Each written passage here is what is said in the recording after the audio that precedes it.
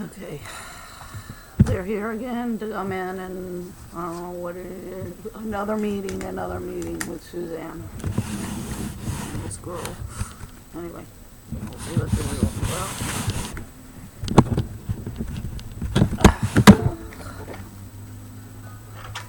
3 laptops running because none of them working perfectly.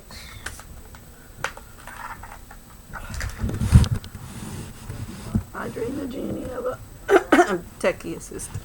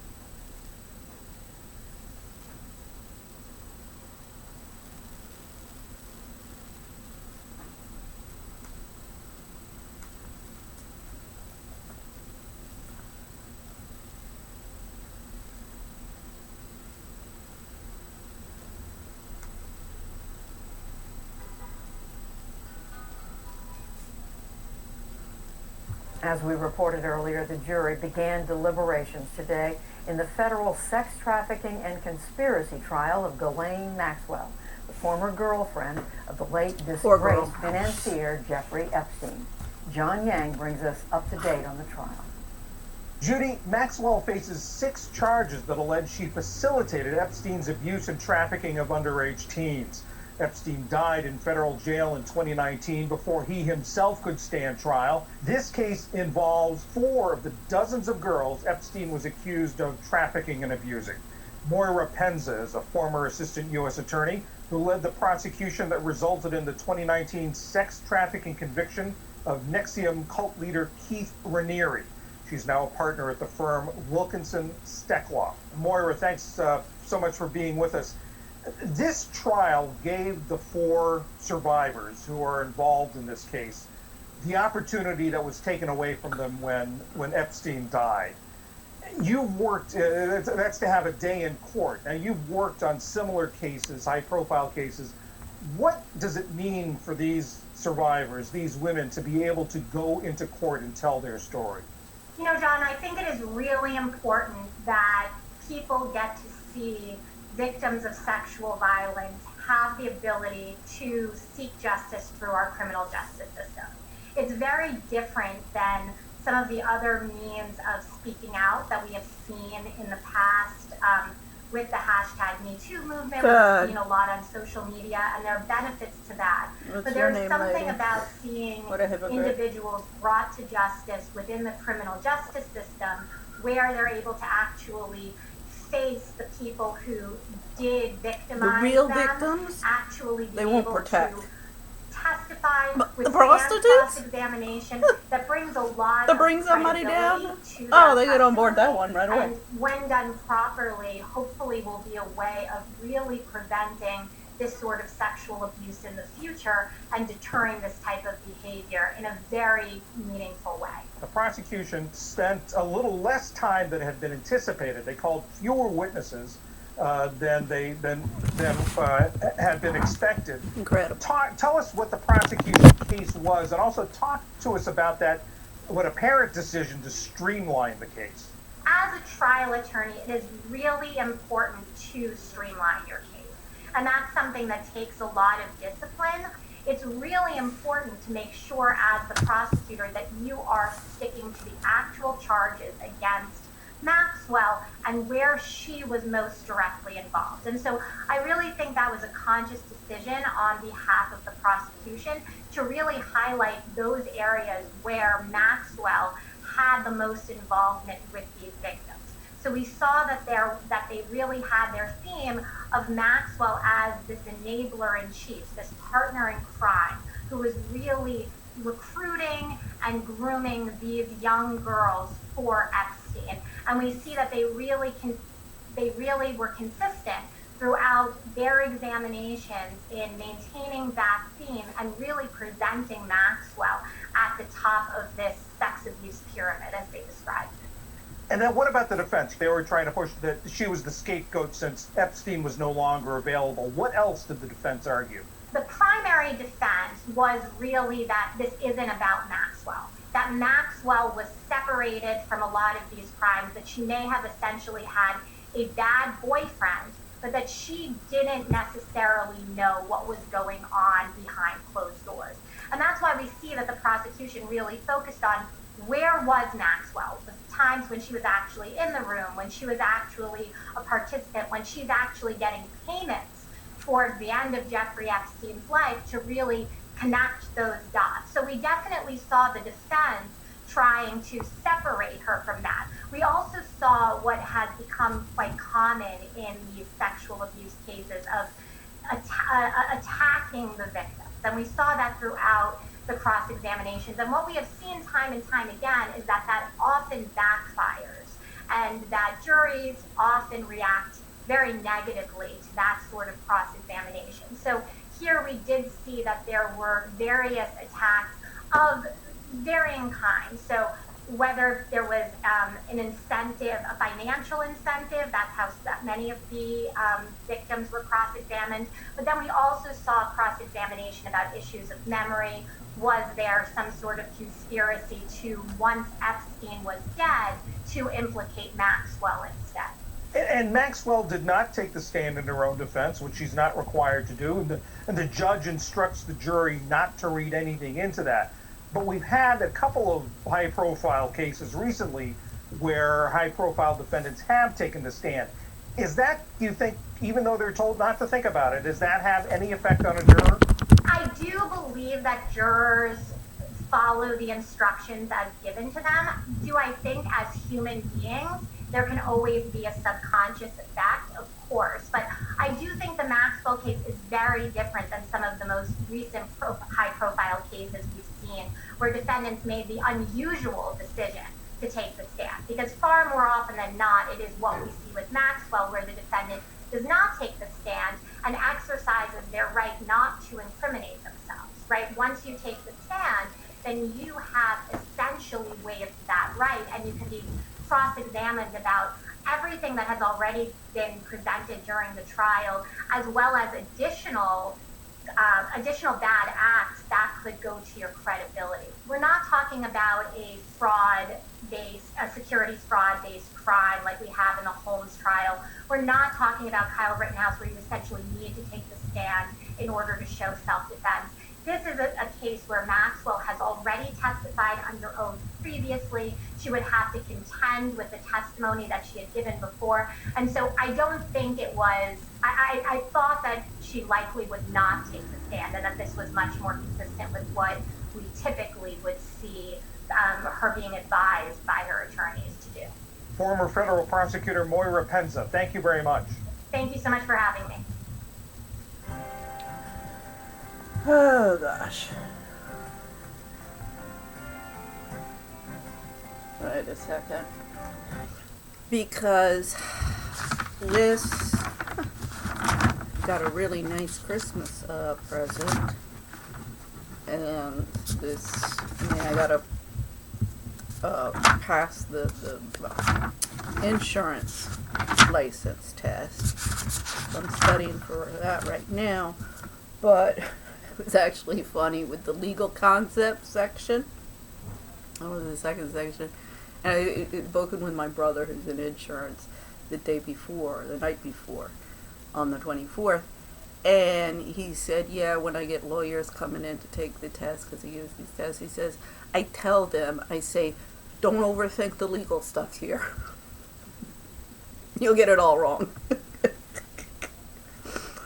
So I did get quite a bit. I had to take the test 3 times, and I still have, well, wait a second, I contend this one, I contend that one. We can discuss.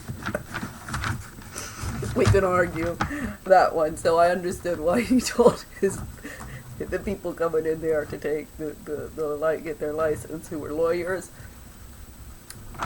Don't overthink this. Just figure out what they want you to do. Although my biggest contention was on an issue of economics, nature of insurance. And that was law of numbers enables insurers to classify rates or predict losses. Now, the correct answer was predict losses, and the incorrect was classify rates. But you're predicting your losses and you're projecting your losses in order that you can classify your rates. I mean, that's the whole objective. Otherwise, it's just a interesting exercise. And also, I mean, anybody who's in the financial market or even economics, they can tell you, look, historical data, you can forecast, but it's never a certainty. You can't predict what's going to happen in the future. I mean, for example, the COVID. That, turned a lot of stuff around. When we get the next market collapse. 2007, I saw the 2008 coming. And I'm not the only one. I've been telling that since I got backed. I'm kicking the bucket down the road. I saw an article, I forget if it was New York Times or something, on Obama's, when Obama administration, the Fed injected $1 trillion. They upped it up to $3 trillion this time. I keep on saying, all the Republicans want bailouts for the rich. Dems want bailouts for the poor. And they're just going to keep on kicking the bucket in their laissez-faire politics and squabbling up on Capitol Hill. And with the White House asleep at the wheel. Oh my God, we got giggling Kamala Harris. I knew that would be a disaster. I mean, come on. Everybody who is in the family court reform movement, California, woman, black and brown judge. Oh Lord. See, this is with the Ghislaine Maxwell trial. This is what I'm really, really following. And why I know nobody understands method to my madness, but why I insisted on contacting anytime I see the lawyer of any of these, and this is even the defendants up on Capitol Hill, the January 6th insurrection. I contact the lawyer and I say, here's some information that should be included in the defense of your clients, as it pertains. January 6th, little different than the people, of course, than Ghislaine Maxwell, but the fundamentals are the same. So but in the legal stuff, this came under concealment. Failure of applicant to disclose a known material fact when applying for insurance. Okay, so this is the insurance aspect of the legal, but concealment, this is what the lawyers are doing. There is information. I mean, this was the whole thing in my case, and this is in all of the cases. The sexual abuse of the children, it really doesn't matter. The lawyers want to give the appearance, and I'm sure in their little minds, you have to understand, in 1970, the Clark Report came out and said that 70% of lawyers didn't know what the hell they were doing. So what has everybody done since then? No, law schools have flooded markets with more and more lawyers who don't know what they're doing.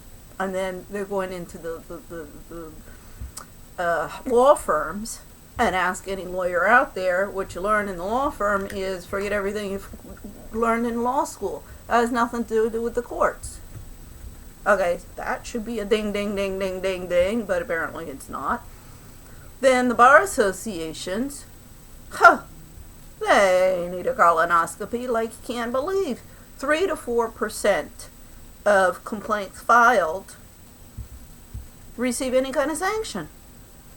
Your legal communities are subverting the Constitution. That's what I've shown with my case against the Spanish government and the legal community there.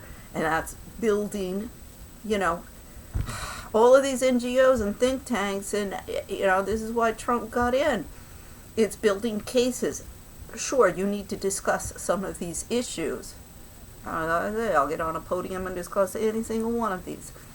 And have what they call robust debate. Oh, God, when they come out with that robust word, it just makes me, it's like nails on a chalkboard. You do need to have a discussion on this, but that's, paying trillions of dollars for people to sit around and debate all over this stuff is just creating cacophony.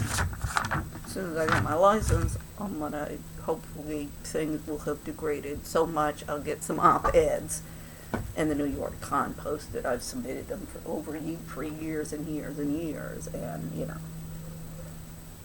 on all of the different issues. But this is the problem: your editors, social media, even a bigger joke with your editors. It's all over the frickin' place. They don't have brains. I mean, they really, with the stuff, past 15 years, stuff that, first it would be my comments deleted. 2010, The Independent, online, The Intercept is one of them. Contacted Glenn Greenwald again. Hopefully he'll respond. Now that he's left The Intercept, even, I think, was like, wait a second, this is all bullshit. That what's going on in these platforms are just a repeat of the big media outlets, MSNBC or Washington Post. I mean, the written as well as on, TV stuff. And they were supposed to fix it, but they didn't. They just added more cacophony. When they first opened, one of them I sent, this is their beginning and they don't have much of a staff, and I sent all of my research into family court corruption. That's the family court newsletters. There's 2014, 2013 and 14 that I did that. We're covering that. Wow. How many years later is it? 7? Are we going on? No, that hasn't broken. You guys are making money off of it, just like all of the social media influence out there with their different propaganda. But it's just more cacophony, and you're all parrots repeating the same thing, the same thing, the same thing. I mean, nobody does any research. They just, I'm going to open up another NGO and I'll just say the same thing about my big thing. Right now, Mom Rising versus Moms for America. Moms Rising is a Nancy Pelosi friend, and Moms for America is a Mary Miller, Congresswoman Mary Miller. She's from Illinois. Her husband, Chris Miller, well, that's the white male supremacist. The Tea Party, Liberty, and Freedom Caucuses, they've been served with my letters. All of them. I only had one staffer. That was I forget what it starts with an H. Pretty sure New Mexico. I think I said other in life, but she's Southwest. Native American Indian. Real estate agent, Erdburn. See, this is the first time I've seen a red in the camp of the yuppies and preppies and the Golden Age Republicans. So, but see, it's all of these different minorities. You would think Native American Indians is going to be with the Democrats, but no. See, you can find them. because there is no fixed ideology of either side, and it's just where their financial and economic interests lie that these different people get involved, either running on the Republican ticket or the Democratic ticket. And even the Libertarian Party contacted them. Spoke with Ken Mollman. He was the interim chair of the party, which before him was a DC tax lawyer. I said, oh Lord, okay, that's a losing battle. And then what's replaced him is a woman. I'm like, oh God, an alpha dominance feminist. Libertarian Party. See, the violent extremists, they're all of them are, they're in all of the different political parties. And what they all want is increased income inequality. And oppressive government. And more government. The Democrats, it's, we'll buy everybody off with, the poor off with bailouts for them. The Republicans,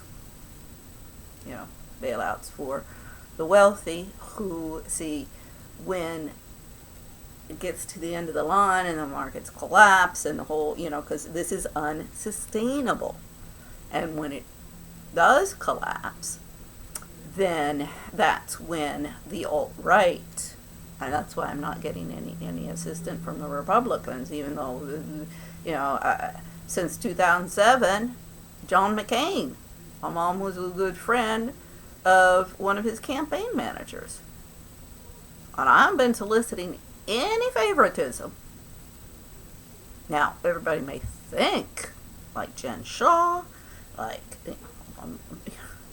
my mother, she turns out, in her little games, Machiavellian games, my family, whoever, but Jen Shaw, Ingrid and Astrid Betancourt is involved in the cover-up. I mean, of course, the consulates, the American and French consulates, involved in all the cover-up and all the corruption in my case.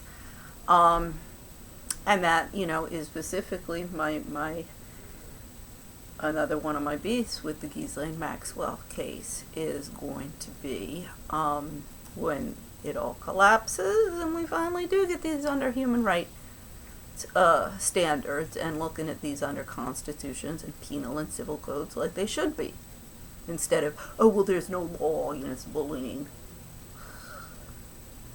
I mean, when the lawyers kept on saying that to me, I was like, oh, you people, give me your card and I'll see you in court. Give me your card, I'll see you in court. I mean, we've got a global network of victims around the world, and everybody will tell you, even the experts in the women's rights, NGOs and domestic violence NGOs, everybody knows.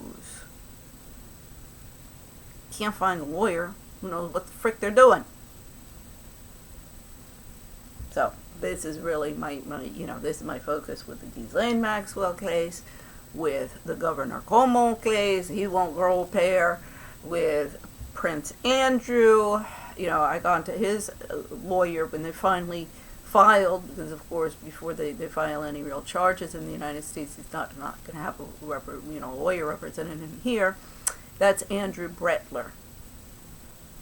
Got a letter, email, and a phone call from me. Ignore her till she goes away. Ignore her till she goes away. Now, do you think any of these people would be ignoring Ethel Kennedy? Queen for a Day, Ethel Kennedy, or Queen for a Day, Eunice. I'm not sure if Eunice is still with us. Carrie Kennedy. I mean, these are the queens who are going to have to explain themselves in front of the Nuremberg trials too, with the mommy wars. See, everybody's forgetting about the mommy wars. The alpha dominance feminists versus The women actually care about society and their children and their families and their husbands and communities, and, you know, not just about themselves and getting up on some frickin' podium and having everybody like them. So they say what everybody wants them to say. And this is why they're pulling it more and more to the extreme right, the extreme left. So, let's listen. This is Megyn Kelly. She's covering Jeffrey Epstein. A Megyn Kelly Show true crime special. I mean, this is another person. I agree with a lot that Megyn Kelly has to say. She makes some good points. She's on the right, but another dumb blonde bimbo. Welcome to the Megyn Kelly Show, your home for open, honest, and provocative conversations. Open, honest, and provocative. If she was really being provocative, hey everyone, I'm Megyn she'd Kelly. invite me on Welcome her to the show. Megyn Kelly Show. It is True Crime Christmas week here on the show, and today we take a look at one of the most despised yet very well connected men in American crime history, Jeffrey Epstein. This is a far-reaching crime story that leads from political figures in Washington, D.C. to the bright lights of Hollywood and even the most powerful political leaders from around the world. Indeed, it stretches right into the royal palace across the pond. How does a man with no college degree teach at a prestigious private school, make his way onto Wall Street, and eventually accumulate so much wealth he owned his own island, all while sex trafficking untold numbers of young girls to the rich and powerful? Joining me now to discuss it all, Barry Levine, author of The Spider, Inside the Criminal Web of Jeffrey Epstein and Ghislaine Maxwell. Barry, thank you so much for being here. Thank you, Megan. Thanks for having me on. Okay, let me start with this. After spending this much time with a subject, the author gets to know him. You feel like you almost not are friends with him, but that you really know him. So how would you, in a few sentences, give us the summary of the man when it comes to Jeffrey Epstein? Megan, I actually went to his boyhood home in Coney Island and gained access through the gentleman who now lives there to actually spend time in Jeffrey Epstein's boyhood bedroom and looked out his window into this bleak, backyard in Coney Island. The apartment had water pipes, just a one bathroom, very modest row house type of apartment. And Jeffrey Epstein, from the very beginning, was determined to do one thing. He told his all of his buddies in high school that he was going to be rich. He was going to be rich beyond belief, richer than any of these his other classmates, was going to blow Brooklyn behind him and was going to, see the world. And Jeffrey did accomplish that. However, he made his money, a lot of it through grifting. He took advantage of clients. He was booted off of Wall Street. He skated on the line of credibility enough that he was able to gain one big client early on and made a lot of money. Jeffrey would engage in sexual abuse with young women, but he went back and forth between these two worlds.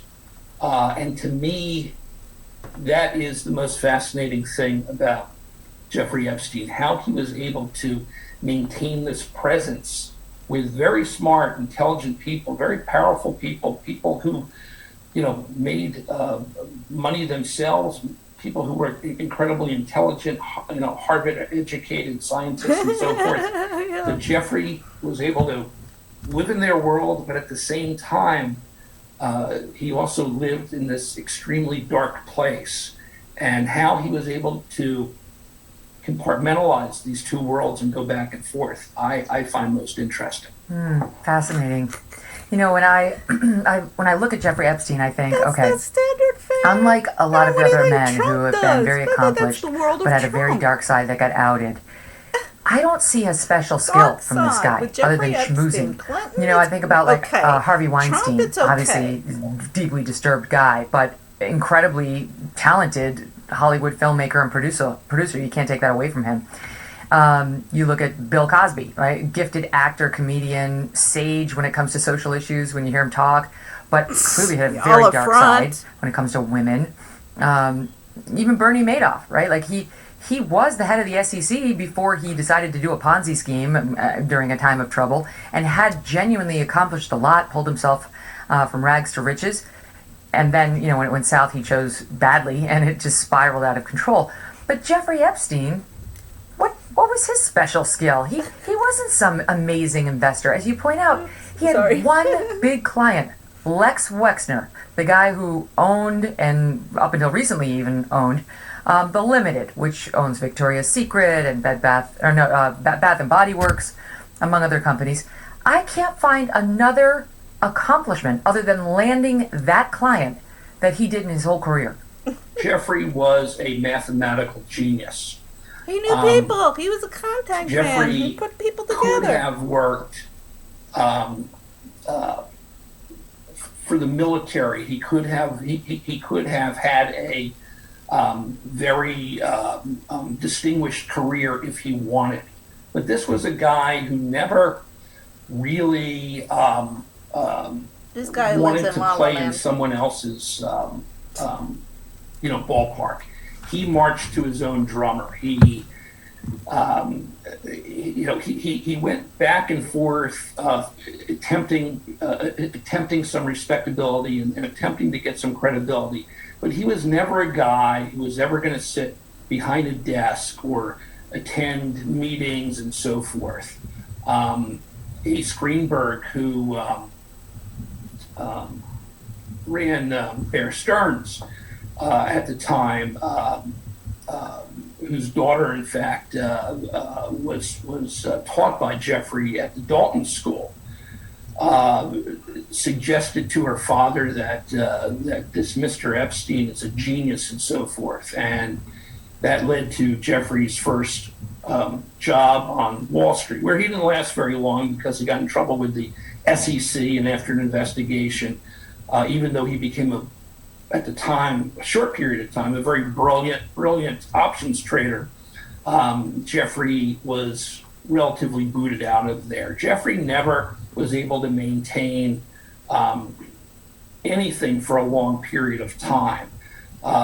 He wanted to go to Harvard, but he ended up at two schools in New York and never graduated. His Wall Street career was very short-lived.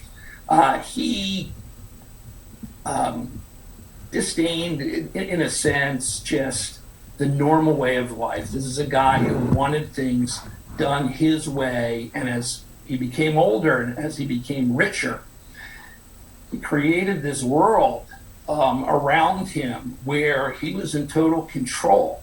I'm not just talking about the sex trafficking and the abuse of the young women, but it was everything. It was everything about how his many servants and employees at his various homes in the Virgin Islands or New York or the ranch in New Mexico or Florida, how they had to dress, how they couldn't look him in the eye, how the temperature in his bedroom had to be set exactly at 58 degrees, how there had to be X amount of towels folded in a proper way outside the massage room. This was a guy who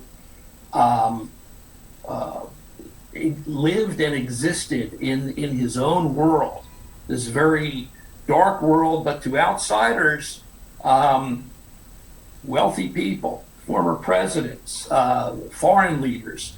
He was a character. He was a gruff-talking Brooklyn kid. He never lost his Brooklyn accent.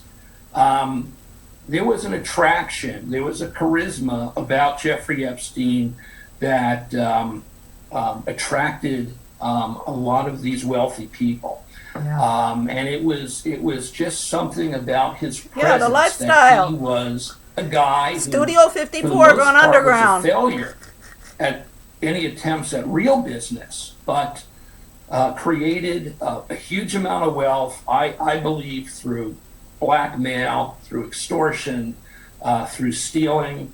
Les Wexner said he stole more than $40 million from him. I believe that figure to be, frankly, much more. He was involved for a period of time with arms dealers, Adnan Khashoggi, Sir Douglas Leese. Epstein stole countless tens of millions of dollars from these guys through being the middleman in arms trading deals. But as I said, it was his presence, his persona, that captured these other individuals, and he went about his life collecting these people, almost as if he was, collecting them on a trophy chest, or the Donald Trump, the Bill Clinton, the Harvey Weinstein, the Les Wexner, Prince Andrew, the former Israeli Prime Minister, Ehud Barak, actors, Kevin Spacey. He collected Harvard professors, scientists, anybody he could think of that he could bring into his world. And a lot of it I get to a little bit in the book is that I do think that doors were opened for Jeffrey Epstein among very wealthy men in the financial community in New York because he was Jewish, because he was able to talk this Brooklyn type of jive that was attractive to these guys. Once he got Lex Wexner, yes, he could drop that name with everyone. So that must have made life much easier. But how did he land Lex Wexner to begin with? Well, he was actually on a commercial flight, and the guy who was sitting in first class with him had been a associate of Les Wexner. And again, Jeffrey just can talk and talk and talk, and gained the trust and confidence of this particular individual, who then mentioned him to Les Wexner. Les, as I said, whose mom grew up in Brooklyn, had the base of his operation out in near Columbus, Ohio. That's where he had started his company, The Limited, which one of their main assets had been Victoria's Secret and so forth, and he became extremely wealthy through the ownership of that company. And Les at the time was looking for someone to bring in, a financial genius, to help him sort out not only his personal financial assets. And Jeffrey was very good at protecting other people's money. And as I said, he managed to skate on the line of the law, where he was able to move money around to various offshore accounts, create yes, we different... saw. He was expert at that. But that explains it, because as I looked at it, I just thought if he hadn't gotten Les Wexner, nothing else would have happened for him, because he wasn't really making it objectively in business. But once you bag a whale like that, you can use him to get anything. And frankly, it didn't even seem like he needed to recruit other clients after that, because Les was giving him everything. And Jeffrey, according to reporting I've read from ABC and others, was skimming, was engaged in schemes where he would take like $9 million of Les's money from Les's charitable trust and put it into his own charitable trust. And suddenly it would be 11 million, and he was doing all sorts of funky things with Les's money. I agree he stole from Les, and he stole a lot. But can you do you know? Okay. I'm gonna take a little break for a second. I mean, okay, this guy, his name's Barry Levine, author of The Spider. Another book that's I read this, that was in 2019. It was when the BBC, Prince Andrew did the BBC interview, and I bought one of these books that, went into all of this stuff that he's just saying again, and another book, best-selling. I mean, we'll see how much these guys are making off all of these books. And without having a clue of what's going on in the real world, I'm going to have to find out who his wife is. I want to know what the hell she's doing with her life. Because if she was paying attention, you want to be in the ruling elite, you better have a wife with a brain who's paying attention to what's going on in the community. Because if not, when it all collapses, you get burned. That's why you don't marry bimbos. And you look for a wife who will be a mother to your children as well, and bring up well-mannered but curious and some are going to be liberals, some are going to be more conservative. Don't call them liberal extremists and conservative extremists. They have to find their own way in the world, and you got to let for that, even if you're conservative and you got a liberal child, or you're liberal and you got a conservative child. You got to respect that, but not go off into some little la-la land like they have been doing in the past 40 years in this country.